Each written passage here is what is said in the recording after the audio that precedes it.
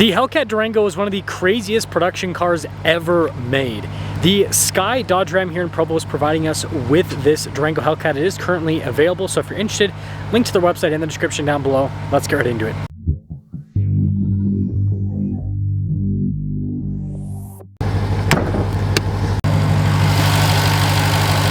Under the hood, we have a fire-breathing, supercharged 6.2-liter V8 that goes through an 8-speed automatic. Fuel economy is 12 around town, 17 on the highway, with power outputs being 710 horsepower and then 645 pound-feet of torque. And yes, functional vents. If you're looking for more straight-to-the-point, unbiased reviews like this, make sure you subscribe. Well, I guess the center vent might be a little bit less functional, but it still looks cool. I love this whole design with the gaping open grille, and then you've got the SRT Hellcat badge. And the whole front end is open because you need as much airflow as possible to feed that supercharged V8. Just such an iconic look. Tire and wheel setup is 295 by 45 by 20. You can see the Hellcat badge there off to the side. But anyways, we've got the Brembo brake calipers in red. I'll give you guys kind of a closer look at that whole setup. And then here's the side profile. I love how it's subtle yet aggressive. Again, it's not over stylized like a lot of other modern cars, but then you've got the little performance elements like the red brake calipers. The wheels are pretty aggressive too. When it comes to key fob features, we have our lock and unlock remote start. You've got the opening for the hatch. Little Hellcat badge there on the back, and let's pop it open. 12 volt in the back. With the third row, it folds down manually. You just got the little latch system with the strap. And then you'll note that we have a little bit more storage underneath. But yeah, there's good storage behind the third row. Third row folds down flat. It's a practical vehicle. I feel like they slowed down the hatch closing function. I wonder if people got hit in the head enough. Anyways, you got a giant light bar here. You also have the Hellcat badge there. Get you guys an exhaust clip in a little bit. I really do wish cars went back to this where they were not super over stylized, even for the performance variants, because it's kind of cool to fly under the radar a bit.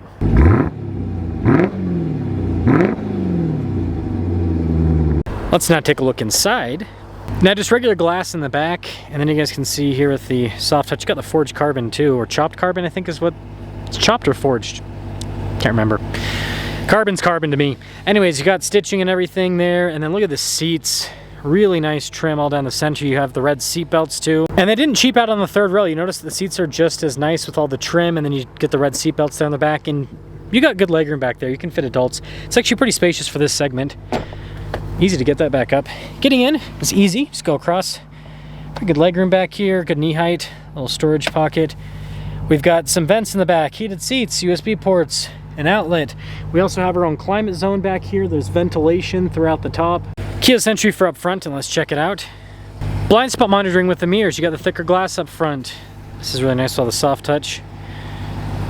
Notice automatic for the windows, Harman Kardon sound system. Payload on this is 1,200 pounds. Towing's about 8,700, which is better than anything else in this segment, really. SRT Hellcat logo, and then you can see here with all the adjustments, lumbar support. Now take a look at the steering wheel. Perforated on either side. You got a little soft touch there too. Radio controls in the back, paddle shifters. We got our adaptive cruise with this. Controls for the center in general. I love how simplistic this whole speedometer situation is, and also the fact that this is customizable. It's nice. You can kind of change the information there. 200 miles an hour. It goes 180 for the top speed, but you always got to have a little bit extra, and it's cool to just have a 200 mile an hour speedo. This is the one thing that'll date the Durango, is the backup camera. Potato cam quality. I love the drive mode setup. There is actually an eco mode in this, believe it or not. There is actually an eco mode that you can turn on and off. But this has a sport mode, track mode, towing mode, like so many varied drive modes in this thing. It's actually crazy. But you also have heated ventilated seats for up front. I like how you've got the race car helmets and the little Dodge logo there as well in the infotainment system for the climate.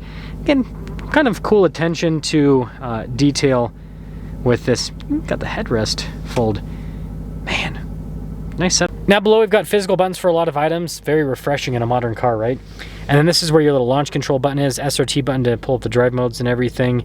And then there's a phone charging pad down here, a bunch of USB ports. There's more of that carbon fiber. Shifter here for the 8-speed automatic. 12 volt inside. Just kind of nice. Soft touch there on the top. And then you got a little Jailbreak logo there. And a really nice trim all across the dash. We do have a sunroof up top too. So 2026 Durango Hellcat Jailbreak, $89,855. Let's take this bad boy out and see how it performs. Oh, let us set off in the Hellcat Durango. This thing is an absolute bargain in today's world. You know, you have so many, like, think about all of the luxury SUVs where they're asking mid 100, like BMW X7 with their, you know, turbo V8. They're asking mid 100s for a nice one of those. You know, look at Mercedes, you look at Audi, right? Anything that has somewhat similar performance to this is well over 100 grand. So this sitting at about $90,000, 710 horsepower, people are like, oh, well, it's not as nice. What's not as nice? I think these materials in this feel pretty darn nice. It's got good build quality, especially for a Dodge, right? And it's got more than enough luxury features. Do you need more than heated, cooled seats? Massage seats are for ninnies, for Starbucks sipping sissies. Don't need them. Don't need them. Don't want them.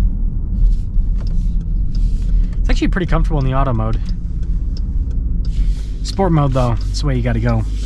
That is the way you gotta go. And the brakes are very touchy in this. I love the torque.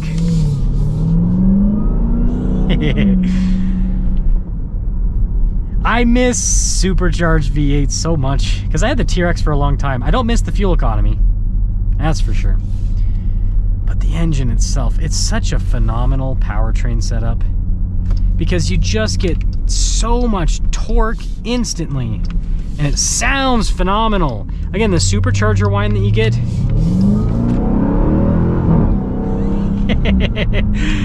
Oh man, this thing's a monster. Again, a family SUV with 3 rows that has a top speed of 180 miles per hour. This thing is crazy.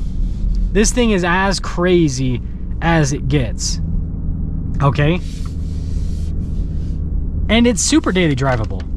Again, the only thing is like the gas, right? You just have to be able to afford the gas. It's 1217. I mean, the TRX fuel economy is like, what, 1014? So, I did a video back then. But I mean, gas is now getting to like $5 a gallon. That's the one downside. But if you have a short commute, live a little, you know what I mean? Live a little. But yeah, I mean, that's literally it. Like, that's the only downside I see with this. I think this looks great. The performance is obviously phenomenal. This has so much emotion to it. Like, so many modern performance vehicles are soulless because they just have turbo engines. You can't really hear all that much. Even with turbo V8s aren't bad. I'm actually a fan in most cases. But you know, a lot of stuff just feels more synthetic, whereas this, it's a muscle SUV. You feel the muscle, you feel the grunt. It's one of the most enjoyable vehicles to drive. And I think it truly was, it's one of those vehicles where, there's a lot of vehicles like this where,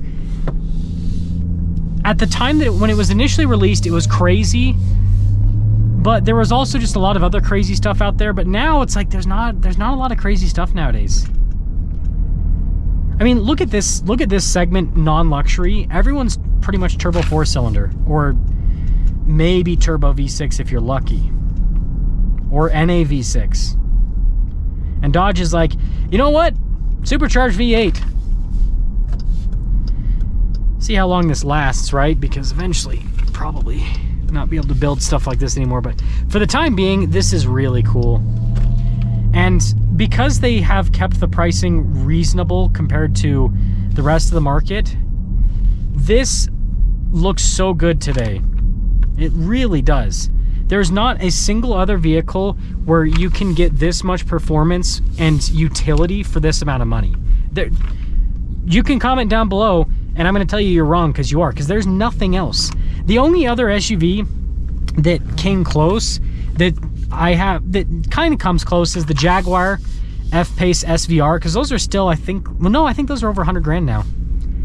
But they were like $90,000 for a while, if I remember right. But other than that, right, and that's a 2-row, it's not even a 3-row. This just can't be beat. This cannot be beat. I would not, man, if I was willing to spend this kind of, like, if I wanted a crazy 3-row SUV, I would not even consider touching luxury when this exists. It's like, why waste the money? Let me know your thoughts.